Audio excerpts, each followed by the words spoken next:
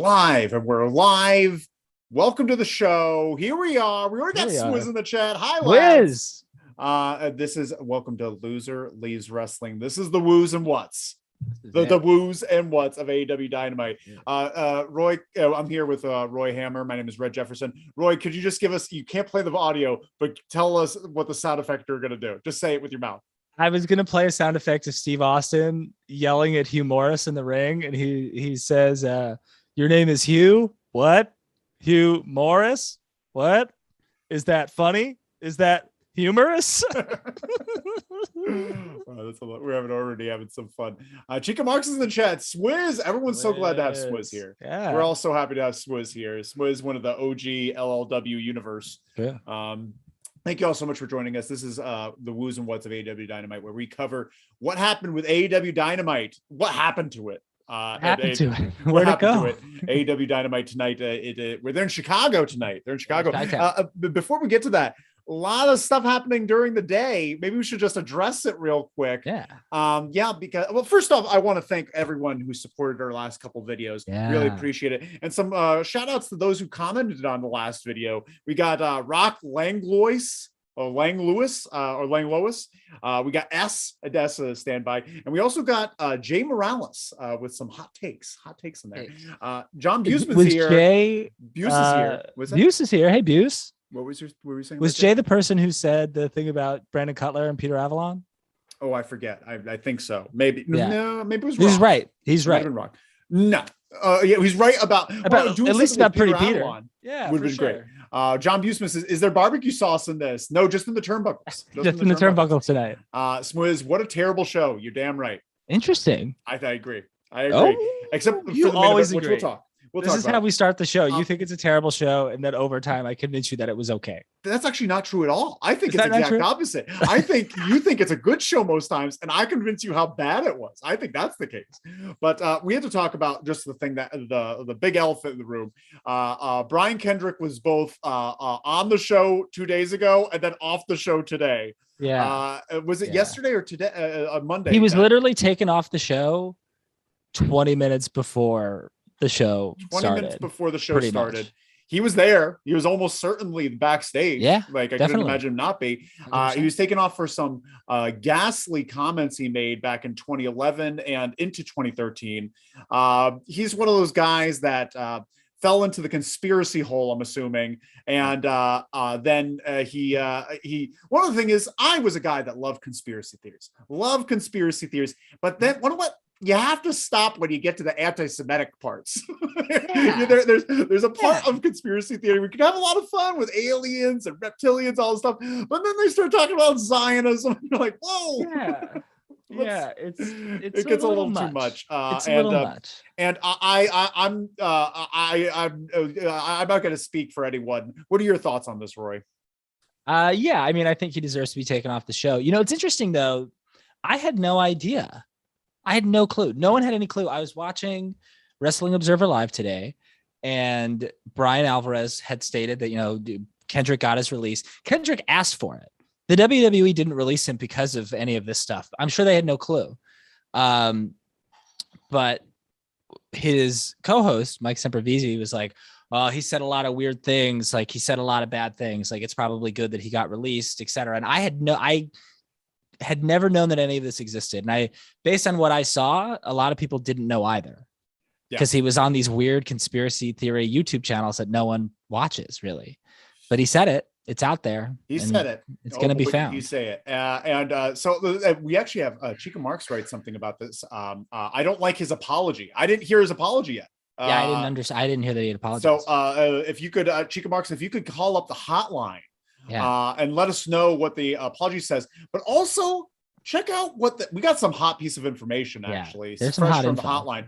Check out the hotline below. The number is 201-574-7222. It's a toll-free number, we think. Toll-free number. It's a toll-free number, we think. And it's almost certainly a toll-free number. Yeah, but we have to start talking about the show, because as things change, so have we. We've changed as well. We've adapted to this new show.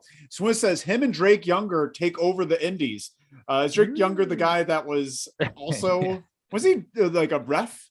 He was an indie wrestler and then became a ref, and really had gotten himself into a really nice position. because he was like Triple H's guy. Yeah. I will say this though, about Brian Kendrick. I've liked Brian Kendrick. I hope that he's not the same person he was in 2011, 2013. Sure. People can change, and hopefully he has changed. I'm very curious to hear this apology. Yeah. But thank God he's not on the show, because that would have been not good. But what we did get is they're in Chicago tonight. They're in Chicago, hot Chicago night. And one what they did, so there's a theory in wrestling. If you can't have one thing, if something has to change, you can't have one thing, make sure that what you replace it with is bigger and better. So in this match, we get John Moxley versus Wheeler Yuta. Okay. 2-3 things, maybe. One, AEW usually does a really good job of that. They actually don't. Yes, they do. When did they do it? Okay, but they'll continue. Sorry. Yeah.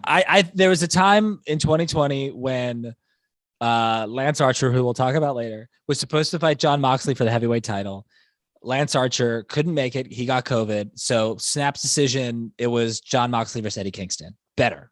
That was a better choice. It's happened before, and they've done a good job with it. That being said, it's disappointing because you want to see Brian Kendrick prior to finding out that he's anti-Semitic. But he basically, Wheeler Yuta and John Moxley had the same match that him and Kendrick would have had, just about. For the record. And I think Wheeler Yuta looked good. I think this was Wheeler Yuta's best match. Yeah. Hands down. Yeah. And Moxley did a great job with him. Absolutely. But the thing is, I just think it's what they should have done. Give us a Moxley, rather than give us a fresh Moxley, give us a Moxley match that we enjoy seeing, like Moxley versus Joey Janela. Yeah, that would have been good. Would have been a great match. Moxley would have gone over, and then you could have still had all the things that you had before. Yep. But let's talk about how they came out first, because we get Moxley come out, all this pep and vigor, and then we get Wheeler Yuta coming out with Orange Cassidy and Danhausen. Yeah, we have him coming out with Danhausen. We just introduced Danhausen last week to a really, if not the way I would have brought him in, definitely a unique way of bringing him in. A lot of intrigue, and also what is he going to do next with Adam Cole? Why is he doing this to Adam Cole? Why is he a part of this mess? But instead of having him in a spot where he could shine, have him just backstage quickly on the mic, or not have him on the show at all. Have him appear, and it was better to not have him on the show at all than in this capacity, right? Yeah, I agree with that. What stuck out to me about it too is that Danhausen is now in this Orange Cassidy role that Orange Cassidy was in when Orange Cassidy was first in the company. And when Moxley and Orange Cassidy had a stare down on the outside, all I could think was the crowd didn't really react very strongly to it. And if that had happened a year and a half ago, the crowd would have gone crazy for it. But they've overexposed Orange Cassidy for what he is, for what his role's supposed to be. And it's not, they were just kind of in between the whole time with they never firmly made a decision that he's a full-blown professional wrestler or he's a fun gimmick to have as a sideshow. They never really made that decision. And then you're associating Danhausen with all of that, which isn't a great start for Danhausen. And you could see, to me at least, that he felt awkward at ringside, because he's I'm not someone who stands at ringside. That's not what I do. So it didn't feel like a good use for him. I agree with you. I do. Honestly, just not having him on at all, because he was, besides Moxley, Danhausen was the second most popular person in that match, and he was the second valet. Yeah. It just didn't make sense. But what we get was first thing, I'll just say poor sub with Yuta and poor utilization of Danhausen. But what we get is Yuta's best match. Yeah, Wheeler Yuta's best match. There were some good moves. There was a lot of good flow to it. And the thing that they're doing, which I really like, and it's I don't think it's going to go anywhere. I think it's just a little play on realism, is that Excalibur brought up that they fought 3 or 4 months ago, and Moxley destroyed him in 30 seconds. But Moxley's still trying to get his groove back after being gone for so long. So Wheeler Yuta and him had a really good competitive match because Moxley's still trying to find his stride. He's still trying to get back into it, which I really like. No, that is good. That is good. We have some comments here. Chica Mark says, I think I left a voicemail. You did, but I can't read. This went wacky with a lot of the words you said, because it gives you the transcription, but we'll have to look at it afterward. But I'm very excited here. Thank you so much, and call the hotline, find out all the juicy gossip. Call our hotline. We got excellent. Ooh, this okay. But yes, we have some comments. Joe writes, Also, please don't make Joe wrote something else. Why'd you say also? Also, please don't make my boy Danhausen a best friends lackey. Yes, or no, or whatever the agreement is. He should be independent. Yes. He should be independent of all of that. He should be his own thing. Please let him be his own thing. Joe, then Swizz writes, I wonder what would have happened post-match with Brian Kendrick and Bryan Danielson. Very interesting because they are good friends. Real touching moment. They trained together. Yeah, and the great touching moment in the Cruiserweight Classic a few years ago when Daniel Bryan was the announcer for Brian Kendrick's matches during that. It was very special. Yeah. But let's talk about, we don't know what happened there, but we do know what happened after the match. Bryan Danielson walks out to the ring. Bryan Danielson walks out to the ring and he goes in the ring. He's just like, Mox, I've always wanted to fight you. I've always wanted to fight you. And after seeing you do all this stuff and come back from your leave, and then now I'm seeing a new, better Jon Moxley. I don't want to fight anymore. I want to team with you. We could take on the world together. He starts mentioning people. You got a millennial cowboy as our champion. You have a dinosaur as our tag champ. You have a vlogger as our TNT champ. We could take all of those. And they can, and they should. I am liking this. What are your thoughts on this? How are you feeling about that? Yeah, I love it. I love it. I want Danielson and Moxley to lead a group of people, just like the people he mentioned: Garcia, maybe Yuta, Lee Moriarty, Layla Hirsch. If she's not going to join Team Chaz, join this dojo over here. And they're in fucking tracksuits and they're dead serious. And that's the group that goes against like New Japan, if New Japan invades. And that's the group that like goes all over the indies and wrestles all of the best talent on the indies. Like Danielson versus Jonathan Gresham, and Moxley's already the GCW champion. And, you know, Danielson comes and he's in the corner of Garcia at PWG. Like, you can do all of these great things with this like roving gang of just really good professional wrestlers. Honestly, I really think that Daniel Garcia would be the perfect. I feel that they need like a trinity. Like they have Moxley, Bryan Danielson, and then the hype. Like Daniel Garcia is pretty much the mix of those two. Yeah. Sure. Honestly, like if you're to look the way he wrestles, he's in the mix. We have some comments here. Essentially, Bryan said that he is very sorry he hurt people, but also denies believing those things. He doesn't explain why he said it, and more than once. Woof. We're talking about Brian Kendrick with that one. He denies ever having any of those beliefs. Okay. Okay. Whatever you say, Come on, Brian bud. Kendrick. We're trying to get at least let you have a path out of the doghouse, and you won't take it. Chico, then Joe writes, gotta love Danielson promo. Yes, 100%. Absolutely. One who would be really good, and you mentioned it when you're talking there. Gresham. Yeah, sure. I think Gresham is above it. Yeah, because I think Gresham's been around for so long. He's a perfect opponent for them. Mm-hmm. I agree. That's fair. And then John Busman writes, new world order. Very good. It's honestly, it felt like that. That was a very special promo. Yeah, it felt like something's going to happen.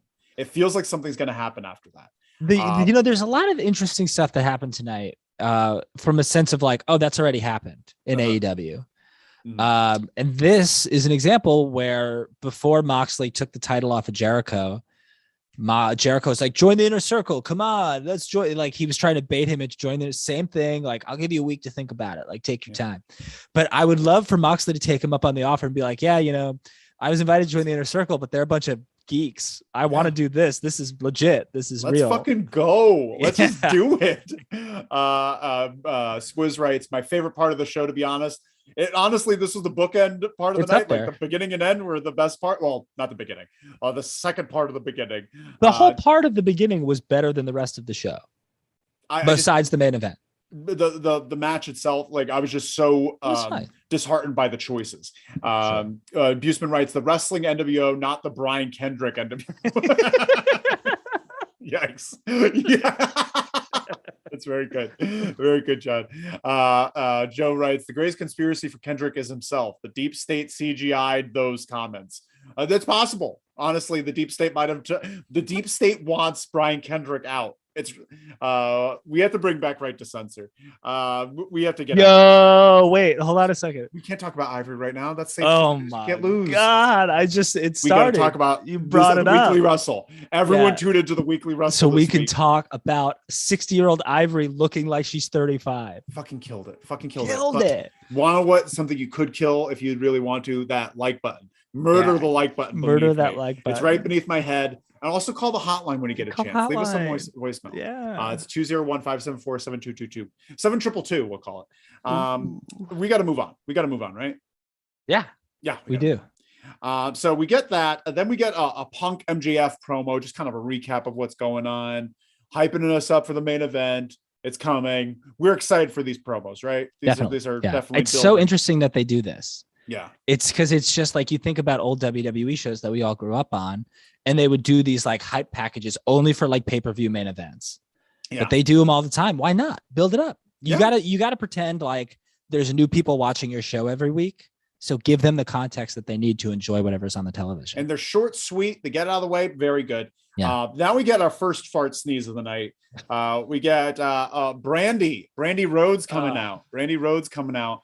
And she's just given up on the whole like ambivalent response. She's just like, I'm a heel. I'm just gonna be a heel, which is the right move for her. Honestly, if she played it the way Cody Rhodes would, she'd get a bigger reaction. She's trying to be cool, and that's stupid. I think it's stupid.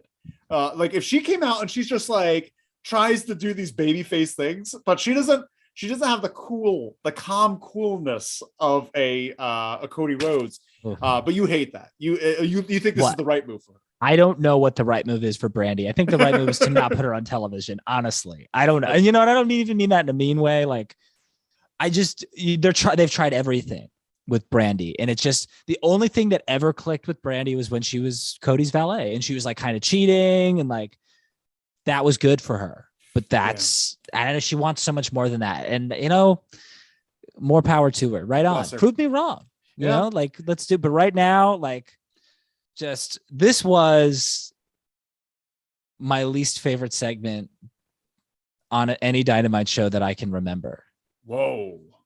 Okay, that's maybe fair. Just because it was super, super messy. I don't know what the plan's supposed to be. Like, I didn't come out of this knowing what was going on, other than like, I guess Brandi's gonna fight that MMA gal, which is like fine, but like Homegirl's not a wrestler and Brandi's barely a wrestler. So like that's not great. I think the end game is for her to whatchamacallit, face Dan Lambert.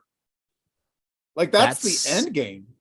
Is for also her I'd assume isn't gonna happen, but because why would they do man versus woman? Yeah, go for it. Let's talk about this shit nose of a segment. We get Brandi. She's talking about Cleveland and Chicago, making fun of Chicago, comparing it to Cleveland.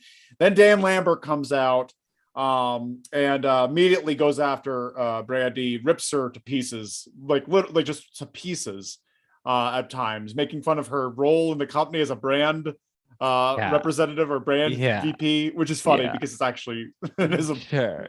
I don't really know I don't know what any of those people do. I know what Tony Khan does, everything. I don't know what anyone else does. Then we get Brandi quieting Dan up. He to make fun of Ethan Page, says something about Josh Alexander. Did you catch that? Yeah. Okay, reference? So just Ethan Page and Josh Alexander are a tag team called The North.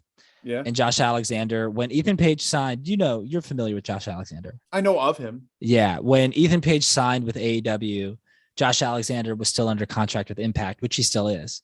So she said this thing of like, well, Ethan, I don't know why you're laughing. Like the only reason we signed you was so that we could get to Josh Alexander since you're already here. Yeah. Okay. They're using Ethan Page to get to the more talented member of that tag team. Well, that's fair. That's fine, I guess. But Buseman writes, why did this have to happen? Who did this help? Great question. Exactly. It didn't help anyone. That's the issue. Then because she was being like a heel jerk in the beginning, the crowd immediately sides with Dan Lambert, and they start chanting "shut the fuck up" to her, and she gets rattled, so distracted and rattled by it that it takes so much from the segment that she can't overcome it up until she becomes more heelish and becomes more of a jerk. Yeah.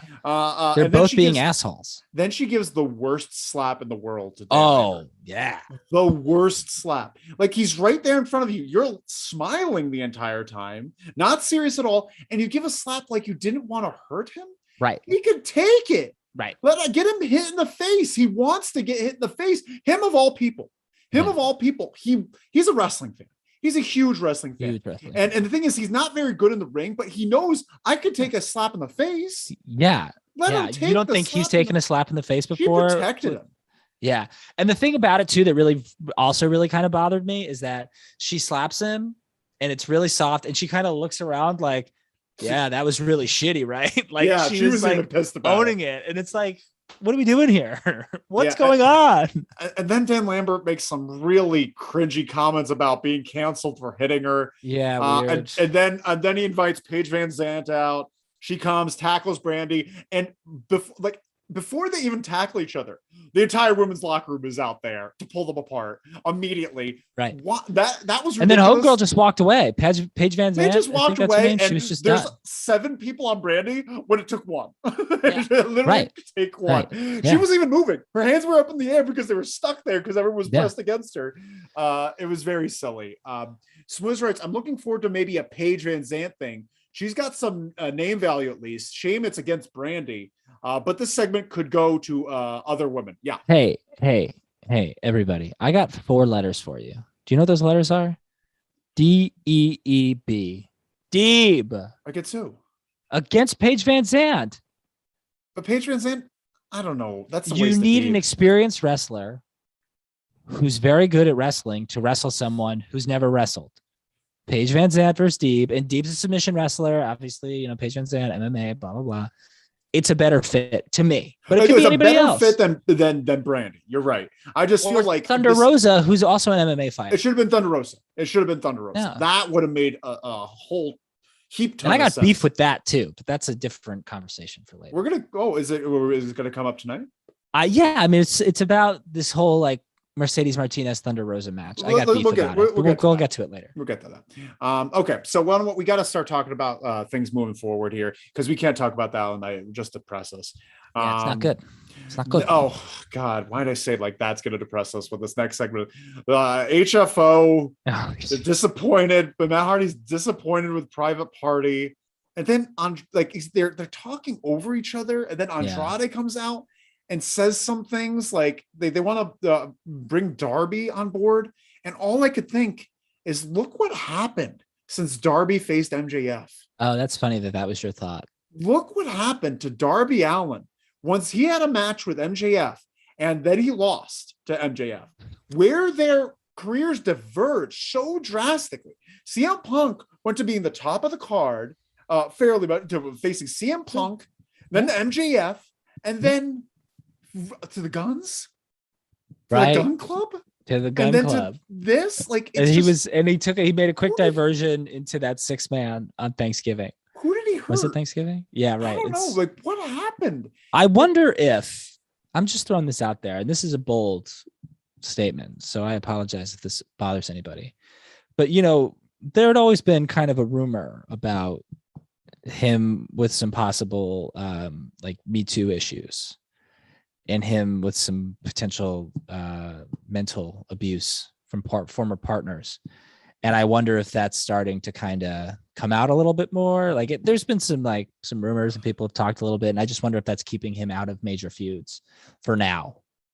Maybe. If you have any hot gossip about that, let us know on the hotline. Call the hotline. Did you ever 201-574-7222. Cora Jade, the NXT wrestler, she rides a skateboard to the ring but can't ride it, and Darby made some comment like, oh well, I don't ride a skateboard as a gimmick, it's my life or something. And then Cora Jade's like, well, at least I don't abuse women or something terrible like that. Yeah, roasted him good. Yeah. Darby, come on, Darbs. Yeah. Jesus Christ. But I don't know, the thing that's funny that you had that thought, because when I was watching this, my thought was like, I remember specifically there's a moment where I'm looking at the profile of Andrade's face and I'm like, this is what you're doing with Andrade. This is what you're doing. You haven't given me one good storyline with Andrade. Not one. Yeah, no, it's I pretty. want more. Everything in that, everyone was like jumping over each other's talking. There was no sense being made, which was very unfortunate. So it was very disgusting. It was just disgusting. Yeah. Well, moving on. We get. By the way, follow us on all the things below. Follow us on all the things below. Oh, I remember why I called you earlier. I have a thought. Because that's wrong. No, well, that's wrong. Oh, yeah, that's wrong. It's Loser Leaves Wrestling on Instagram, but it's Loser League Pod on Twitter and loserleaguepod@gmail.com. We're gonna figure out a way to fix this. I have an idea to fix this. Joe writes, if there were Me Too allegations, they would just pull him from TV. Period. Well, we don't know. We don't know what's going on. It's loose. Tony Khan seems to be pretty on that stuff, so we'll see. Yeah. But why don't you should be on? Your finger should be on that like button. Moving on. Black Throne. We get Black Throne facing Pac. Is that their name? Kings of the Black Throne. Is that it? I thought they were the House of Black, but I guess they're Kings of the Black Throne. They have so many fucking. That's a problem I have with that. Just over creative. like Malachi needs to just shut the fuck up. Yeah. And keep one thing at a time. Jesus Christ. Like he has so many ideas percolating and no one's saying stop. No one's saying stop. Yeah. Jeez, it's like it's almost like Bray Wyatt promos on meth. It's just I like his promos more than like latter years Bray Wyatt. First couple of years, Bray Wyatt was a sad Bray Wyatt. It was a burnt out Bray Wyatt. Yeah. But we get them coming out for Pac Penta. Penta comes out first, and then Pac. I love it. Holding on to Alex's shoulders as they walk to the ring because he's walking slow, and then the match starts, and he's starting off the match. Pac starting off the match against Malachi just with the blindfold on because he was sprayed in the eyes, as you all remember, sprayed in the eyes and with the black mist that's either supposed to turn you evil, blind you, or do nothing. And so he had the mask on and he can't see anything, but he knows, he could feel it in his senses where he is. I wish he kept this on the entire match. I wish he just daredeviled this entire thing. But then he took it off as a reveal that didn't get any pop. Yeah, it got a little pop. Everyone, well, maybe I didn't hear it. I thought it was weird, and the entire match was just kind of weird to me. Which ended up it was a fine match. It was a fine match in theory, like fine back and forth, and then we get Malachi spewing the black mist in Penta's eyes. Now we're gonna see Penta with a blindfold on, and they give Dante's Inferno this insufferable names. Like they're so pretentious. There's such pretentious names, and they give him the Dante's Inferno for the win. What are your thoughts on this match? And you loved Pac with his. I love Pac. I think it's great. I just like in my head, I was like, I just want to get through this match so we can see Black Pac one-on-one. That's all I want. It hasn't happened yet. That's all I want. That's the match. And now that, and I agree. I wish he'd wrestled the whole match blindfolded. I thought he was going to. It was so cool to see him do it for a little bit, but the crowd seemed to just be chanting like for Penta while all of that was happening. And I was like, y'all are fucking up because you should be paying attention to how cool Pac is. Pac rules. 100%. But yeah, I thought it was a fine match overall. I thought it was fine. I felt like there's just a lack of story in this match. I don't know how they should have done it. I feel this. What would you book?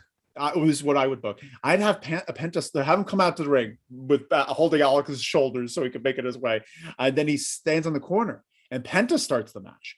Penta's going through the entire match because he's thinking like, I have to fight this match all by myself because this guy can't fucking go because he can't see what's going on. So he fights the match, doing pretty good at times, but then the numbers start getting on him, getting beaten up, and then he starts like struggling, get beaten down so hard. He's like, I gotta make a tag. Like there's no way I could make it. Yeah. And Pac is there, his hands out, and then he goes over there. Pac just stops, lifts up his eyes, white eyes. Yeah, white eyes, and he is Team Black, and he just kicks the shit out of Penta. Interesting. And then he joins, and then we have a beautiful Father, Son, and the Holy Spirit. That's what they should have done. Interesting. Or just that's good. Remove the thing in the beginning, have the white eyes, and still fight for Penta. Yeah. We have some comments. Chica Mark says Knights of the Black Throne. I thought it was Kings. I thought it was Kings too. Smith says, I think it's Kings, but the lower third graphic was Knights. Interesting. They AEW. Chica Marks writes, I also wanted the blindfold to stay. I think we all wanted the blindfold to stay. Yeah. I think that was. Did you hear JR? Dynamic. I thought about you. Oh my God, he's got what did he say? No, he's got tube sock in his eyes. When he was wearing the blindfold, he was like, last blindfold match I saw, I wish I hadn't seen. And then I was the last blindfold match that you saw was D'Lo Brown versus Triple H in 2002, and it was a great match. And it was a great freaking match. It was one of the most fun matches that I honestly I think about that match every week, once a week. Once a week, I think of D'Lo Brown screaming, "Get your ass up" to Triple H. Go out of your way for that one. Go out of your way for that one. Go out of your way to call the hotline too. Yeah, call that hotline. I'm seeing very few voicemails here. I'm seeing very few calls. We are getting some. There's a hot tip on there. There is a hot tip on there. No, the reason I'm telling you to call is the hotline. It's free, by the way. Oh, I keep forgetting to say free. It's a free hotline. Yeah, it's a free hotline. It's 201-574-7222. 222. Oh man, I love that. We got to get out of there. We got to get the Shitsville. We have to go to Adam Cole stain. I don't know. It's Adam Cole. He's still undefeated in his eyes because that was a lights out match and that wasn't sanctioned. That was a fluke. That was a fluke. And he doesn't get any respect. And there's going to be a new side of Adam Cole. And next week he's going to fight Evil Uno. Marco Stunt. No, he's facing Evil Uno this Friday, which I'm excited for. But that being said, Adam Cole has been terribly. It has been so boring since he started AEW. There hasn't been a good, he's had good matches. There hasn't been a good, Adam Cole has been so poorly utilized. It's been crazy. Yes, but no, at the same time. Here's the thing. I think, I agree with you. I agree. But also hey, remember that guy, Kyle O'Reilly, that you signed? Where's he been? Haven't seen him in weeks. They've wasted all of Undisputed Era. We're just getting started. That's the thing. Here's my feeling. I don't have an issue with how they're using Cole, O'Reilly, and Fish because they've got time, because they've got a storyline that they're just treading water for until Kenny gets ready. And then they're going to do this whole blowout thing. That's going to happen. So I guess I'm not as worried about Adam Cole as I am about Andrade. Andrade is going to get lost in the shuffle. And these other guys who aren't associated with the Young Bucks in some way or the Elite in some way are going to get washed away a lot quicker. That's what I'm more concerned about. Adam Cole came at the same night as Daniel Bryan and Bryan Danielson. Yeah. He was the third hottest free agent in the world behind CM Punk and Bryan Danielson. Sure. Yeah. And now he is only an entrance. I disagree with that. The crowd was super behind him. And they still are.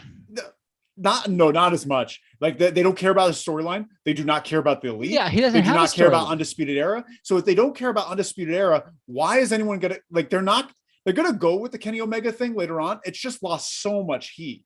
I'm saying as soon as Kenny comes back, they could get that heat back very quickly because those guys are just forever popular. But there's other people who you leave off TV for a while, they lose their heat and they're lost forever. I'm worried about the future of Miro. I'm worried about Miro's future. I'm not worried about Miro. Miro was so hot when he left. He's going to be just as hot when he comes back. Well, you're right with Andrade. Andrade, for all intents and purposes, bless you, is a lost cause. I'm sorry. But he doesn't need to be. He should he's gone. He should beat stupid Sammy for that stupid TNT title. Give him a title. Let him run through some motherfuckers. I like Jose. He's got a vlog. Sammy's got a vlog. Which is very important. I hate his stupid blog. I've never watched it. It's so bad. It's such a bad show. I watch Uno's vlog. If you're gonna watch a vlog, watch Uno's. Oh, I can't deal with this. But he's gonna get Evil Uno and Rampage, which I am excited for. But doesn't it's a seem good to be match, but it's stupid. Direction. Yeah, it's you're gonna see a serious side of me. I'm gonna fight a guy that hasn't won a match on television in 6 months. Yeah. All right. Cool. Why don't you fight Andrade? Yeah. Yeah. All right, we got to move on to actually a really good part of the night, which I was very happy about. We have a comment first. Joe says, so Cole has become a Ruby Soho, nothing more than an entrance. Harsh, but true. Wait, I'm going to say something nice about Ruby Soho right now. Thank you. Finally. Jeez. She had the match of the second match of the night. It was a good match. It was a good match. It was a great match, Yeah. Joe. And I agree with you. Adam Cole and Ruby Soho have had the exact same AEW career trajectory, which is poop. Ruby's been worse. Started off super. Yeah, Ruby's been much worse, but started out super hot, and then they just did nothing to build on it, and actually just let them fall. Plus, send me a stupid cue cards. Yeah, dumb cue cards. I agree, Joe. Yeah, stupid idiot. But Nyla Rose versus Ruby Soho was a great match. I love to hear it. Very good match. Yeah, I thought it was Ruby Soho's best match. Yeah. In AEW. Nyla Rose is one of her best matches in AEW. And their first match shat big bricks. Like she couldn't take off her jacket, and it was just a garbage fire. It was the jacket spot. I guess that's why they did this match again, because they wanted another swing at it without the stupid jacket thing. Yeah. But this was good. This was a solid match, much better than before. And I will say, Vicky is perfect. Oh my god, Vicky is the perfect person to have at ringside. Her laugh when Nyla's so fucking good. That's brilliant. That's next level stuff. Her screeching when she's angry and laughing when she's happy is perfect ambiance for matches. I think it, and I think there needs to be more people underneath Vicky's umbrella. Yeah.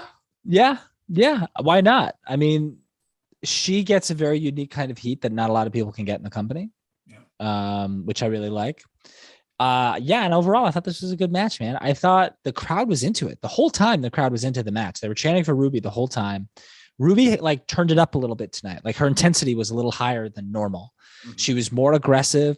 She was hitting some moves we haven't seen before. She did like a TKO on the apron. Mm-hmm. She picked her up, and that was a spot. Yeah.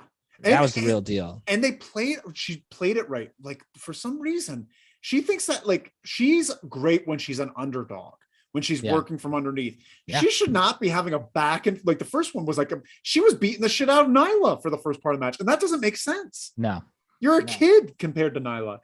Joan Beastman writes, "Love the ending to this match." And I'll just noped her when she tried to pull off the ropes and powerbomb looked great. Yeah. Well, Nyla, I thought that senton looked good too. Yeah, senton. Nyla, when she's motivated, can go. Yeah, Nyla's when she's motivated can really go. She needs a good direction. Yeah, 100%. You know, Joe, Vicky versus Danhausen for TBS and TNT titles. Book it, TK. Your disappointment. You're being a nudge. You're being a nudge right now. You're going to be put in the corner. Someone's going to the doghouse. Remember the doghouse? I remember the doghouse. The pizza party. Remember all the things. Smiz, where are you?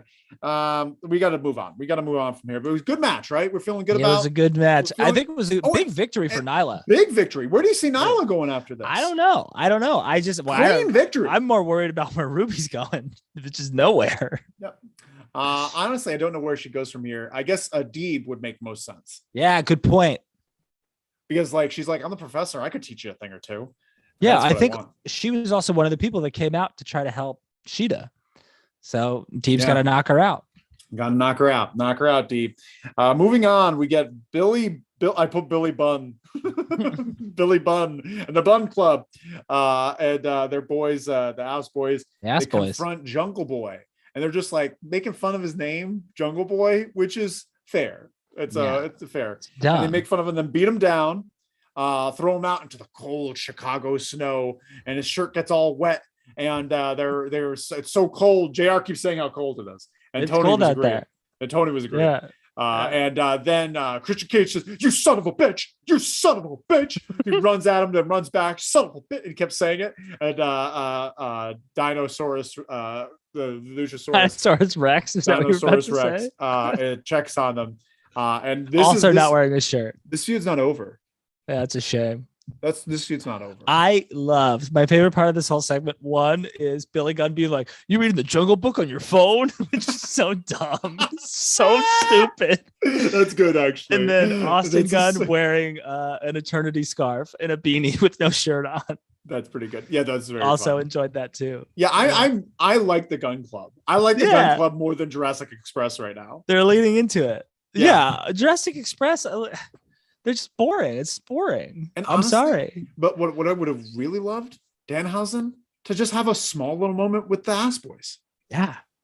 That's what it should have been. That's what it is. Logical next progression of what he does at AEW is just being a backstage guy that's in the corners. Have him be like the boogeyman in WWE, where he's just like, you open a door and He Dan shows just up. like, Yeah. you know, like that's have really him smart. be that until he's healthy. We were talking with the third part of our tripod, Moet Jaswal, in a group text, and he's just like, leave him alone. He's got a broken leg. Then don't bring him out to the goddamn ring. Yeah. Seriously. Don't bring him out there. Have him be a cool, creepy guy in the back. I don't know. Yeah, I agree. These fun backstage segments, like, make it happen. Then we get CM Punk and MJF. They're getting ready. They're getting ready for a Rumble tonight. They just show them doing the stretches, and MJF is grappling with Sean Spears. It looks intense. Excited for that. We're liking these segments. We're liking these. Yeah, segments. absolutely. 100%. Then here comes another garbage fire of a series of things. We get Tony Schiavone. Garbage fire is a harsh word for this. You're gonna okay. Well, I'll tell you what I did like about it, though. Well, Hangman comes out with Tony Schiavone, and he talks about all the problems he has. I got a little baby on peas around, and it's cold outside. I got snow everywhere. I have to shovel, and he's got 99 problems. But Lance Archer is also one because now he has in their first fight against each other. They're going to have a Texas Tornado match, which doesn't make any sense. It should have just been a regular match. It should have just been a regular match, which is fine. I don't know. I have thoughts about this, but keep going. But either way, he wants Lance Archer tonight. Then we have Lance Archer tonight, and then Dan Lambert comes out. Starts too much Dan Lambert nonsense, and then Jake the Snake starts coming out and just rambling. I thought Jake did a good job. The first couple of sentences were good, and then the rest was not good. And then Lance Archer just interrupts both of them and charges at him, and immediately gets thrown into the steps by Hangman, which was weird. Then Hangman did a dive. What? Which was smart. Hangman dove out of the ring as he was running to the ring. I guess I just want, I don't know. It just made him look like a bozo. Like a fucking bozo. But then he's going after Dan Lambert. Then Archer starts beating him, choke slams him on the steps, and then gives him the everyone must die or everybody dies. What is it called? I don't know. All things the die. Widowmaker. I don't know. His whole thing is everybody dies, but I don't think that's what the move's called. He goes the die machine. He gives the fallen die angel off his shoulders through a table. Almost throws him onto Jake the Snake because he doesn't know how to get out of the way. Yeah. Then he grabs the mic and he just starts. Lance Archer says something. I have no idea what he says. Yeah. I was too busy making fun of him to hear what he was saying. I was making fun of him pretty good here. Yeah, it was pretty gross. We have some comments here about Gun Club. Joe writes, Gun Club needs to work with Danhausen. The song alone is better than most feuds on the show. Yes, we need to get to that. Are you yawning there, kid? No, I was reading the yawns screen. out of the way. I was reading the screen. For Christ's sakes. Chica Mark says, I got my phone over here. He could try to unsuccessfully buddy up with Britt for teeth. That's another great good segment. Use for him. Great use for him. I'll never understand the Lance Jake relationship. Yeah, I don't think anyone does. Here's the problem. Look, I'm getting into it here. First of all, we said this last week. I'm saying it now. It bothers me that this is the first time that AEW has done something that doesn't make any sense. They have these rankings. No. In this way. They have these rankings, and they've always stayed true to these rankings to the point where they manipulate them so it makes sense. They're not even trying this time. Lance just showed up and he's like, I want a title match. And they've given him this title match. Texas Death Match. Sure. Why not? And then, I think it is weird that Hangman was like, I said I was going to defend this title all the time, but I've only defended it twice. I still haven't gotten a challenger. You got this other guy who wants to fight you, and you're fighting him next week. You've got a challenger. And then you've got these two jabronis who come out to the ring, and they're like talking for Lance. And then Lance runs down, and he's like, everybody shut the fuck up. We're going to fight now. And then they like fight each other. And then he's like talking shit, and he's this guy who's like, everybody's going to die. But he's like, I also got these long braids in my hair, and I wear these fashionable jeans with all these holes in them, and my boots don't have any laces in them. And I got this fun back tattoo. Everybody dies. Like it just doesn't work for me. It's really frustrating to watch him do his thing. I don't care when the WWE does this. When it's just like suddenly here's a challenger that doesn't make any sense. That's fine with me. I'm fine with that. But in this company, it doesn't work. You can't just do that. That's what they're doing. And it's like just like a shit show on top of a shit show. Yeah, no, I agree. I agree entirely. I feel like but what you said about the rankings, I think the past few months they've entirely given up on the rankings. Private Party had a match again for the championships. Yeah, but they also said at some point on television that Private Party was the #1 ranked tag team. Yeah, I know they acknowledged that. I know they said that, but they haven't won a match in years. Not on television, at least. Joe writes, yes, Danhausen could make all this better. While AEW has problems, it's light years better than WWE. This year's Rumble, woof. We're going to talk about the Weekly Wrestle. Weekly Wrestle episode 11 this Saturday. Oh, not this Saturday. You're not going to be here. I'm not going to be here. Where are you going? I'm going to an animal rescue. Oh, that's sweet. Do you want to do it on Sunday? Maybe. Special Sunday edition? Maybe. We'll talk about it. We'll figure that out. But make sure to call the hotline for all of the hot gossip, though. There's going to be updated gossip. Moving on. Here it comes. Jericho's still here, and Jericho has things to say. He thinks that Santana and Ortiz, you know what they are? Disrespectful. They're being disrespectful. And you know what? Dad's laying down the law, because next week there's going to be a group meeting, and attendance is mandatory. Jesus Christ. What am I watching? Can I tell you all the things I hated about this? One, I hate that. I guess his new persona is that he's the influencer, Chris Jericho, which is, boy, do I hate that. Two, he makes a Kylie Jenner reference. Boy, I hate that too. Woo, do I hate that. Because you're in your 50s. Just be a wrestler. Just be a regular wrestler. More like the captain of cringe. Yeah, he should be the captain of cringe. That's good. You should tell him that. Yeah. And the thing is, like, the more he leans into this, like, hey, I'm an influencer, cool guy. Hey, GFY. I'm not buying it. The more Eddie Kingston's going to eviscerate him on the mic and make him look like a fucking idiot, because Eddie Kingston's the most genuine person in all of professional wrestling. And you've got this doofus trying to be 25 across the ring from him. He's just going to tear him apart and make him look like an idiot, which I can't wait for. Well, we're going to have to find out. I don't know if he's the most genuine guy in all pro wrestling. He's up there. I think CM Punk's more genuine. Am I becoming quieter? No, you're okay. Okay. Whew. Moving on, we get a package just reminding us Jay Lethal exists and that Ricky Starks exists. They're going to fight on Friday. And it's going to be sick. Haven't they been about to fight on Friday for the past 5 Fridays? No, they officially made the announcement last week, and they're going to fight this week. All right, we'll see about that. The Rampage card looks good. Rampage card looks good, but we get reminded that he exists, which is nice. It's sweet. But we get to now we're here. We're at the main event of the evening. Wow. The one we've all been waiting for. Yeah. It's MJF versus CM Punk. We got here early. We got here with like 40 minutes left in the show. Yeah. No, this is they gave this a lot of time, and it needed it. It was great. It was a perfect match. MJF it came out in Yankee pinstripes. Do you remember this? This was like such a perfect little touch. And this is like the AEW does these things that I love, and it's why I'll never stop watching the promotion, even when the shows frustrate me. They do these things where they award the nerdy wrestling fan. And this was probably MJF's call, but like, not only did he show up in Yankee pinstripes, but as you may recall, when CM Punk was feuding with John Cena and they had a match in Boston, heel CM Punk showed up in pinstripes. That's pretty interesting. So MJF had a nice little callback to heel CM Punk in WWE. He's such a fan. It's He's great. Such a fan. And these are the type of matches that make. Did I go quiet? Your mic's turned off for a second. It seemed like. Am I still here? Okay. Yeah, you're here. You're good. You're good. It just became very echoey. Yeah. So I thought that it was computer. It like picks up everything real fast and then stops. So basically, this match it was honestly a masterpiece. Honestly, one of my favorite matches on AEW. And while Hangman versus Bryan Danielson was like wrestling technique 101 or classic wrestling match 101, this one was wrestling story, perfect wrestling story. Honestly, I might like it more. I might like it more. Any other match in the history of AEW? This might be your favorite match in AEW history. This is definitely my favorite Punk. It's definitely my favorite MJF.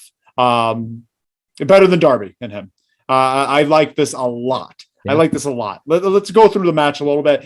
It starts off with Punk just beating MJF around the ring. Just beating him up around the ring. He tries to run into the stands. He comes back. Another callback. Go back into the ring, and things start to go a little haywire for Punk. MJF starts working that arm. It's real bad. And then he wraps some tape around his neck, and then he puts him in a sleeper. Ref does not see the tape, but it's choking off the oxygen. It's cutting the blood flow to his brain. He's not. This is not fair. It's cheating. But the ref doesn't see it. And what? Punk goes to sleep. And then the ref calls it. Match is over. MJF won with a sleeper hold in Chicago. The crowd is going nuts for this. They hate it. That's terrible. But what? When MJF is celebrating, he drops the tape. And the ref's just like, what the fuck is this? What the fuck did you have right here? Is this fucking tape? Is this fucking tape on the ground? You must have used it to cheat. There's no other way you could. Why is there tape in my wrestling ring? And so then he calls to Justin Robinson, and he's just like, listen, let's get it on again. We're doing it again. I tell you, what? I didn't like that. But then I ended up liking it at the end. Why didn't you like it? Because they did the same thing when he fought Jericho at the pay-per-view. The exact same thing happened. Oh, did they? Yeah. So I was like, oh, here we go. Repetitive storytelling. But what happened at the pay-per-view? Jericho won. What happened here? Yeah. Punk didn't win, which made me like it. Okay. I did not remember that tidbit, but that's a good point. MJF truly, Joe writes, MJF truly loves wrestling. It's a big part of why he's a great heel. He understands the art and what it means to be a heel. 100%. Chica Marks writes, and more biting, a lot of biting in this match. So when the match restarted, it's just like the volume got turned up to 11. Everything got amped up. Those Punk's 20 punches in the corner. I loved those 20 punches in the corner. Oh, amazing. And not only was he working on the arm, he's working on the leg. He CM Punk is limping around everywhere. And honestly, CM Punk grimacing, it's hard to watch. CM Punk's grimaces are hard to watch because I'm just like, man, are you okay? Like his knees are like, I just feel you were out, and now you're back in, and your body's going to break down at any second. Oh my God. And he's just, I can almost see him just being like, what the fuck am I doing? Yeah. What the fuck am I doing? But he comes in and he's fighting back, and it's really exciting. We get a Pepsi plunge off the top rope there. And then we get a diving elbow, but then out comes Wardlow. So he's about to get the win. He's about to put him to sleep. MJF falls out of the ring. Love that move. I love when someone does that. Yeah, I went crazy. And they just collapse outside the ring. And Wardlow comes out. He steps right over MJF, gets into CM Punk's face, then backs away. And the crowd loves it. They're just like, this is the turn. Wardlow's turning. Yeah, right. This is pretty good. And then, you're being won over. This whole Wardlow storyline is winning you over. MJF in the ring, and we don't see it, but he slides the ring into MJF. MJF grabs it, puts it on, nails CM Punk. Punch, gets the 3 count. MJF is your winner, and Wardlow is still with his guy. He's still in a contract with MJF. And that was the match. Great match. Yeah. Right guy won. Right guy won. Right guy won. And were you upset at all? No. I mean, with that finish, I really like that finish. And he still cheated. He still won by cheating. And it's his job. It's Punk's job to get these guys over. And MJF is in a better place now than he was before. Yeah. And it's one of those things where you had an unsettled feeling. Like when MJF won, you were kind of like, ugh. But that's the right thing. That's how I should be reacting. Yeah. They did a great job. They did a really, really good job. Really great Punk still got it. Punk's still the man. MJF is no one in the world knows yet how good that guy is and how good that guy can be and how good that guy's going to be. Yeah. He's just the man. He's so young, 24. Something like that. Yeah. It's gross. Fuck that kid. Yeah. But man, what a great night we had. Well, not a great night. Filled with some peaks and some dirty valleys, some scrummy, crummy valleys filled with. Yeah, I'm still like waiting for it. Like over the last few months, there's been a couple of shows that are close, but no show's been like a slam dunk. And I'm still waiting for that slam dunk show that there was periods of time last year where show after show was slam dunk, slam dunk, slam dunk. It hasn't happened in a long time, but I'm still excited for next week. Like in the week after that, like I want some slam dunks. I'm excited for that too. But the thing is, I don't hold your breath. The thing is with AEW, like just like the choices they make, the choice to put out Danhausen, like which is not necessary. Hey, that was not a necessary choice. It's 1 week. It's 1 week. No, but like that's a part one of several bad decisions this night. And the thing is, like, it's just these unnecessary decisions, like to the point where I'm worried about not caring about Danhausen.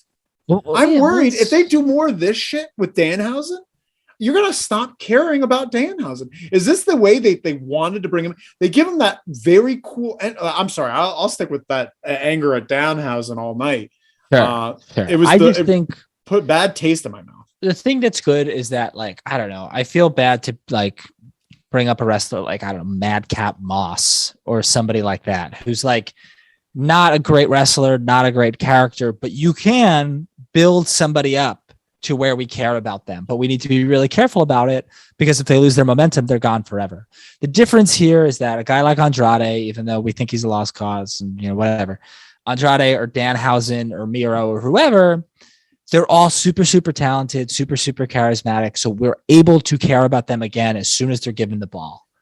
So that's what AEW has working in their favor. They have too much talent right now, but they're all super talented. And anytime TK passes them the ball, they're going to be able to run with it. But they just got to get the ball, and they're treading water until they do. And let's hope they get the ball. Let's hope they get the ball. Let's hope they get the ball. We're excited for Rampage. Rampage has a lot going on. No hook. No hook. No hook. When is this Hook Dynamite debut going to be? Let's go, Hook. Wrestle a live match already. Let's see something happen. Hey, also, I think it was Tony. Tony's not here tonight, which is unfortunate.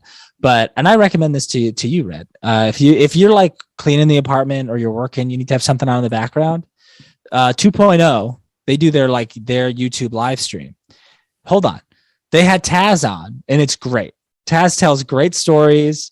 Everybody's laughing and having a good time. Tony recommended it to us, and I recommend it back. It's a good time. It's a good time. I might check Daniel Garcia is there too. All right, let's all check out 2.0's vlog because it's not a vlog. It's literally what we're doing right now. They do that. We're different. For Christ's sakes.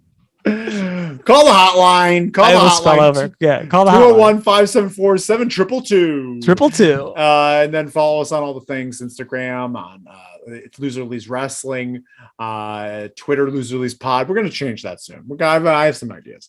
Okay. I get some ideas. We got some comments right here before we head out. Joe writes, and MJF. He rarely wrestles, which is great for a heel and helps ensure he has a super long career. Yep, 100%. And you don't overexpose him. Joe writes, don't waste Danhausen. Wait until you have something for him to come in. Roster's way too big. 100%. Doing the Jay Lethal treatment on Danhausen already. Yeah, already.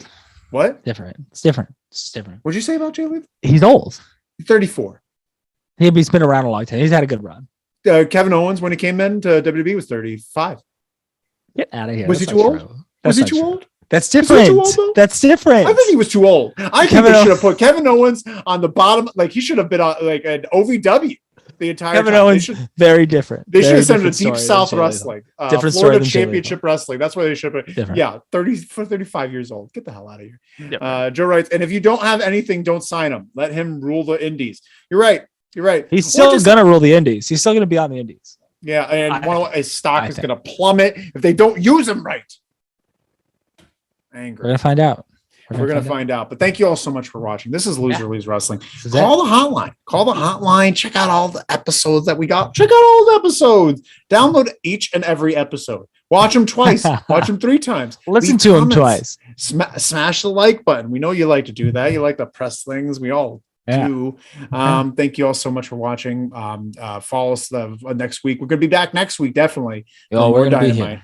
And my name is Red Jefferson. I am here with Roy Lazowitz, and we're going to say goodbye. Bobby Lashley is 45.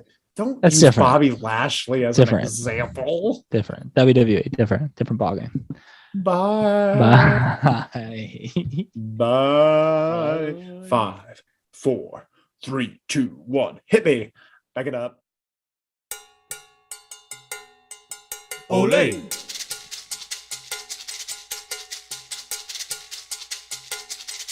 Ole.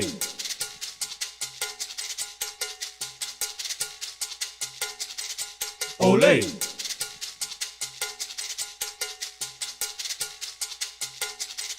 Ole.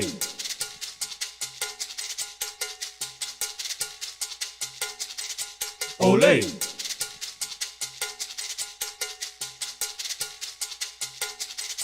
Ole.